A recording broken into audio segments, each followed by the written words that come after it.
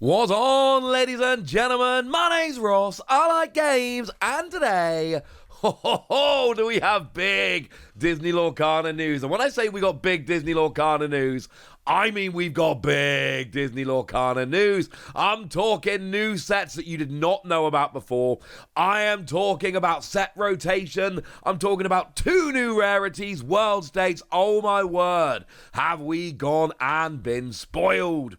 So let's start off with what a lot of people really wanted to know first of all, and that is confirmation that the Disney Lorcana World Championships will be happening on the 28th and 29th of June. We always knew they were going to be at Walt Disney World Resort in Orlando, Florida.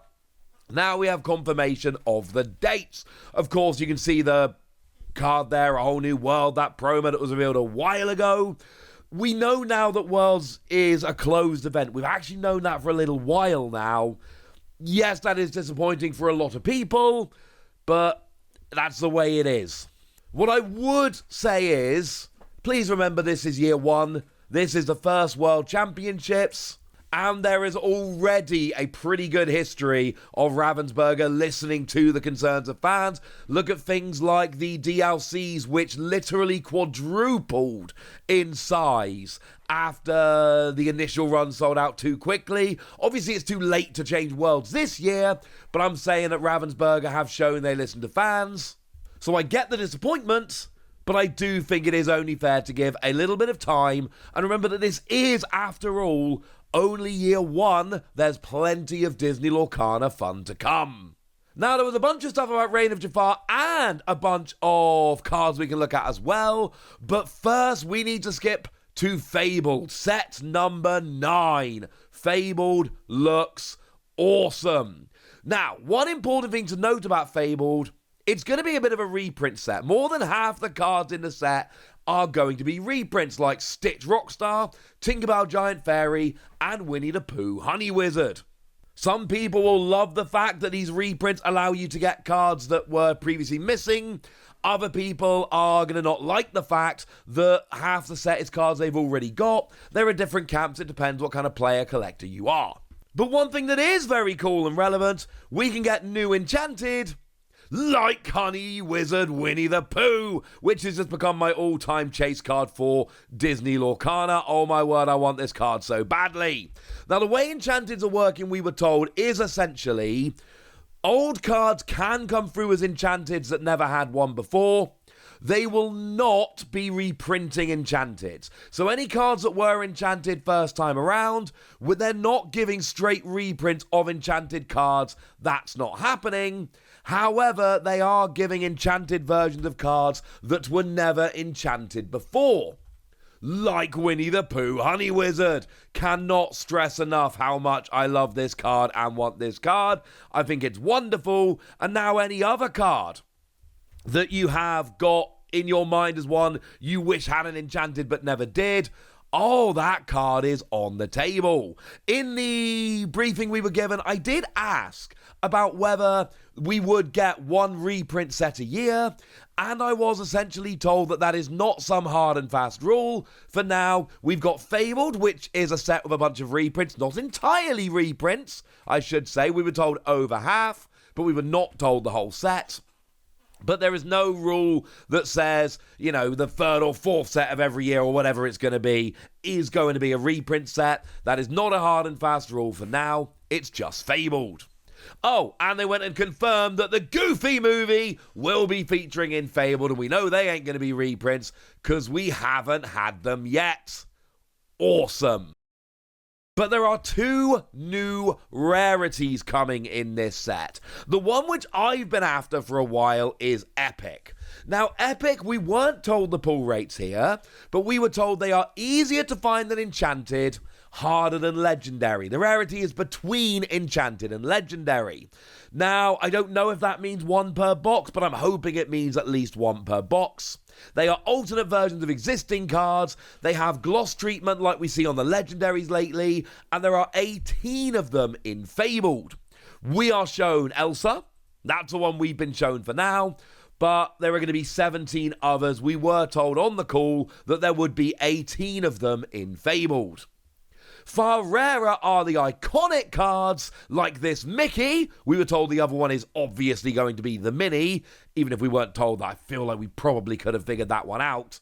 And these are actually rarer than Enchanted cards. Now, we've never been told the official pull rates for Enchanted, but we think they're like 1 in 100 packs, 1 in 4 boxes. These are rarer. They are alternate versions of existing cards. They've got a custom Lore Star foil pattern, 3D hot stamp effects, and like I say, there's only 2 of them in Fabled.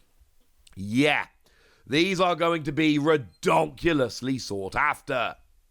We were also shown the collection starter set, which is going to be coming with Fabled, where you get yourself 4 packs, a card portfolio, and a Glimmer Foil Tinkerbell Giant Fairy. And I cannot be the only one that really wants that Glimmer Foil Tinkerbell Giant Fairy. I love these Glimmer Foil promos. I am a gigantic fan. And we were actually shown pretty early, as it turns out. We were shown what the set championship cards are going to be for Fabled, and that is going to be Maleficent Monstrous Dragon. Look, if you're going to do a reprint card for your set championships, why not, ladies and gentlemen? Why not go for Maleficent? Honestly, that just kind of makes sense to me at this point. It is one of the most iconic Disney Lorcana cards. It's wonderful, and it's got awesome new artwork. Cool. I cannot be the only one that thinks this is awesome. And with a set which is more than half reprints, it does make sense to have a reprint as a set championship card. But if you're a Disney fan, there's no way you're looking at this set championship winner Maleficent and not wanting it. Absolutely no chance whatsoever. Now, the reason why the set is more than half reprints is because of rotation. Rotation is happening. It happens in most card games, and the deal is this. We are going to have between 5 and 8 sets legal at a time. So when set 9 comes out, sets 1, 2, 3, and 4 are no longer legal for tournament play, i.e. the first set of year 3 gets rid of all of year 1, the first set of year 4 gets rid of year 2, etc. We will only ever have 5 at the start of rotation and 8 right at the end. So when Fabled set 9 comes out, Ursula's Return, set 4, and all the other 3 cards from year 1, the first chapter, Rise of the Floodborn, and Into the Inklands, are all going to rotate. I know some people aren't a fan of rotation, and I understand entirely, but it really does help to keep the game fresh. As someone who comes from a game where rotation has just always been ingrained for even longer than I've been playing, and I've been playing a long time, it does actually make quite a lot of sense to keep the format nice and going. I know not everybody loves it, and that's fine, but yeah, I'm excited about it. Now, the other thing we were told about was Whispers in the Well. This is going to be set 10, and we weren't given a huge amount of information about Whispers in the Well. However, we have got some artwork, so you can have a little bit of a look at that. You can figure out a bit about the set from that. This really was more of just a quick tease of what's coming in the set. This was never intended to be a big reveal or anything along those lines. However, it was confirmed that this is going to be the next set, so everyone can start getting rather excited about it. Confirmed for Q4 2025, which shouldn't really surprise anyone. That's when set 10 had to be coming out anyway. And it features ethereal glimmers. We don't really know what they are, but we'll learn more as time goes by. What we were given more specifically here was a bunch of information about Reign of Jafar.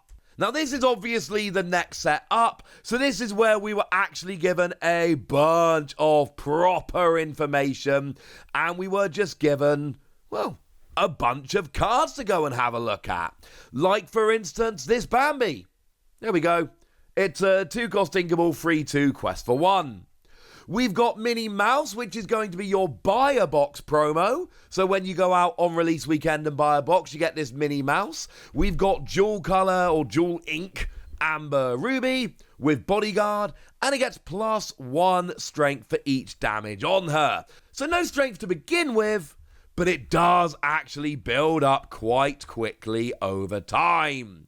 We've then got the Flower Shy Skunk. That's your free cost inkable, free, and whenever you play another character, look at the top card of your deck, and you can put it on either the top or bottom of your deck. Doesn't give you a card advantage, but it does allow you a bit more information and a bit more consistency by removing bad draws. We've got the super rare Jafar, High Sultan of Lorcana. We've got a dual colour here. It is Amethyst Steel, a 4/4 that quests for free. And whenever you quest, you can draw a card and then choose and discard a card. But if an illusion character is discarded this way, you can play them for free. So as long as you've got enough illusions in your deck, you basically quest, draw a card, and play a character for free. That's absurd. Should we see some illusion cards? I think we probably should. How about Magic Carpet? A free cost 2/4 that quests for 2, has Vanish. They're all going to have Vanish, I'm not going to keep saying it. And it gives your other illusion characters Challenger +1. Or Palace Guard, which is just a 1-cost inkable 1/4. Not bad for 1 cost. And of course, we've had some previously as well. If you'd rather see some enchanted cards, don't worry, I've got you. We've got Jasmine Steady Strategist. We've seen both the regular and the enchanted. As always, we have a bit of a change in the design of enchanted from set to set, but then within the set, they all have a similar kind of style. This is a 4-cost inkable 2/5 that quests for 1. It's got Shift 2, and whenever you quest, you look at the top 3 cards of your deck, and you can put an ally character into your hand and bottom deck the rest. That's extra consistency. That's good. Now, your pre-release promo for the set is going to be Pull the Lever. Free cost inkable, and you either draw 2 cards or everyone discards a card. Again, this is your pre-release promo. So this is your pre-release promo, and your mini is your buy a box promo. So hopefully you can turn up and grab both of them at your local game store. We've got a legendary Rapunzel High Climber. We've got a 5-cost Emerald Inkable 2/5 quest for 2 with evasive, and whenever you quest, you can choose a character and say they cannot quest during their next turn. That's going to get annoying. We got Thumper, a 2-cost Inkable 0/3, but you can exert it and give a chosen character +3 strength this turn. Basically, it's there to beef up other characters, and that's fine. We got Vanellope Von Schweet's Spunky Speedster. It's a 2-cost inkable 3/1 with evasive. Not too shabby. And then we got some promos that we should be having a little bit of a look at. So your seasonal promo is Pluto Tried and True. It is a dual colour Amber Steel, 6-cost inkable 2/7 quest for 2. And while it has no damage, you gain +2 strength and support, which sounds pretty good to me. We've then got some weekly play promos. We've got Aladdin Vigilant Guard, Sapphire Steel, 8-cost inkable 1/9, but it's got Bodyguard, and whenever one of your ally characters quests, you can remove up to 2 damage from this character. So yeah, it's got 9 willpower and heals, and it's got Bodyguard. You can see the combo coming in. Another weekly play promo is Lady Decisive Dog. When you play a character, you gain +1 strength, and while it's got free strength or more, you can quest for free. It's a 1-cost inkable with free willpower, but if you play enough characters, you turn into a 1-cost free that quests for free. That ain't too shabby, if it's not removed, which it probably unfortunately will be. And then another weekly play promo is going to be Patch Playful Pup, a 1-cost uninkable 0/2 with Ward, and while you have another puppy character in play, you gain 1 law on questing, which sounds alright by me. And then it seems like a pretty good place to finish off here is with the Reign of Jafar set championship promos. This is going to be the same Jafar I showed you a moment ago, But here we've got the alternate art and then the winners. These are, of course, going to be for your set champs. And it's that same one that lets you, when you quest, draw a card and hopefully play an illusion character for free. I'm not telling you Jafar Illusions is going to be a great deck. I don't know. But I am telling you it does seem kind of spicy. It is worth noting we were also shown a bit of a better look at Reign of Jafar, but essentially this, in contrast to the Ursula Illumineer's quest, Deep Trouble, what we got here is basically working together to try and heist the crown, rather than a battle like we saw with Ursula.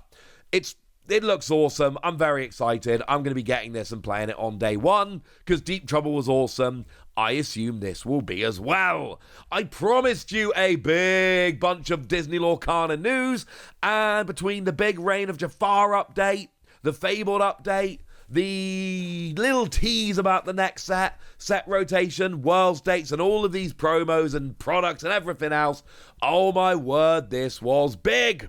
But I've told you all the news now, so now it's over to you guys. Tell me what you think about all of this in the comment section. Go nuts! Be nice. And then make sure you like this video, subscribe to this channel, follow me on Twitter at @LeWasi. That's where we talk about Disney Lorcana and a whole bunch of other card games. And please do consider checking out patreon.com/PTCG Radio, where you can support the channel, get some bonus podcasts and all kinds of fun things. But by far the most important thing, as always, look after yourselves till next time, would ya? Thank you very much for watching. My name's Ross, and you've been watching Wasi Plays.